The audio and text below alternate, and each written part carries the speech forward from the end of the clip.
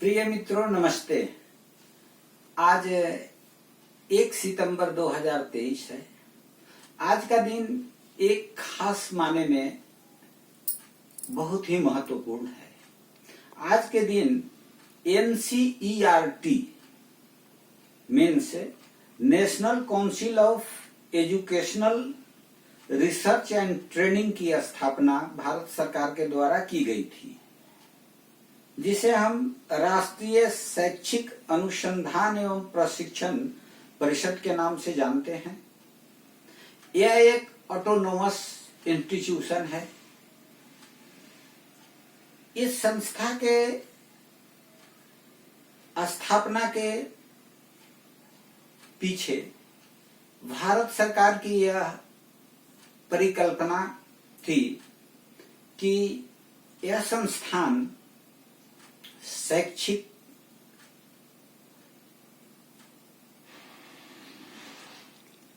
स्तर पर बच्चों के विकास के लिए कौन कौन सी संभावनाएं हो सकती हैं, देश के लिए कौन कौन सी पाठ्य पुस्तकें हो सकती हैं, उसमें किसका समावेश होना चाहिए, इन सबों के अध्ययन के लिए एक अनुसंधान करने वाले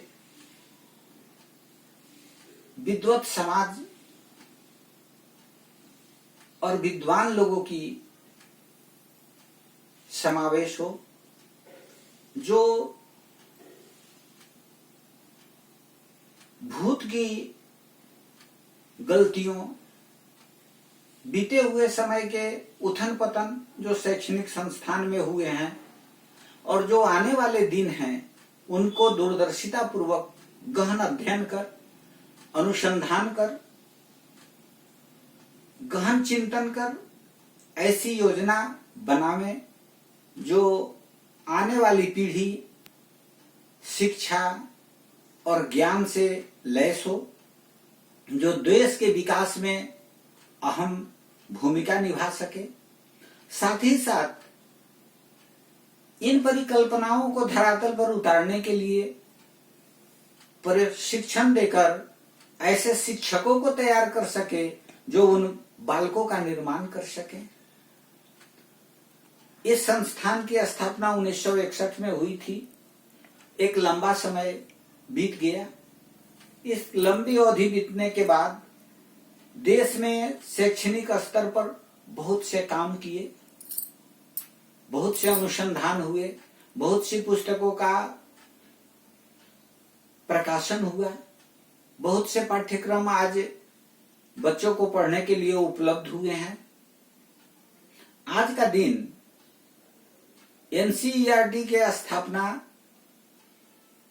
दिवस के रूप में मनाया जाने का दिन है और इस दिन को हमें ऐसे लोगों को धन्यवाद देने का दिन है जिन्होंने अपना सारा जीवन शिक्षण संस्थाओं के विकास में, उनके संवर्धन में, उनकी स्थापना में लगा दिए और देश को अनेक होनहार बालक बालिकाओं का चरित्र निर्माण कर देश के लिए विभिन्न क्षेत्रों में काम करने वाले, चाहे वैज्ञानिक हो, अभियंता हो, डॉक्टर हो, विभिन्न आयामों को जोड़ते हुए देश को तरक्की की ओर ले जाने का काम कर रहे हैं। आज इस अवसर पर हम राष्ट्र के सभी शिक्षकों को, जिन्होंने अपना जीवन बच्चों के निर्माण में लगाया,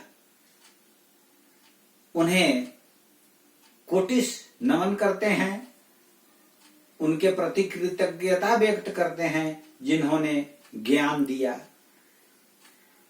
आज का दिन हम सबों को यह संकल्प लेने का दिन है कि हम शिक्षा के क्षेत्र में दिनों दिन देश कैसे तरक्की करे और अपनी पाठ्यक्रमों में किन किन चीजों का हम समावेश करें, उसके लिए गहन अध्ययन और चिंतन करें और संभव हो सके कहां से कौन सी मोती